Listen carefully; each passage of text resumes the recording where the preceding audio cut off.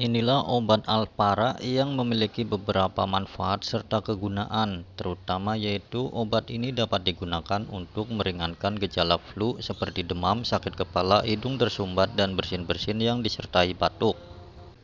Obat Alpara ini memiliki komposisi paracetamol, penipropanolamin HCl, chlorpheniramine maleat, dan dextrometorphan HPR.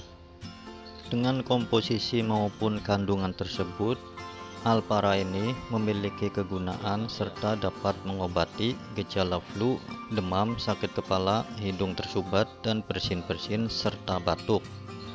Dosis cara minum orang dewasa dan di atas 12 tahun 3 kali sehari 1 kaplet. Anak 6-12 tahun 3 kali sehari setengah kaplet.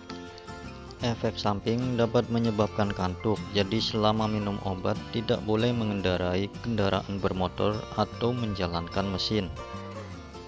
Kapletnya berwarna putih, untuk satu lembarnya isi 10 kaplet, biasa dijual di apotek dengan harga kisaran 10.000 untuk satu lembar.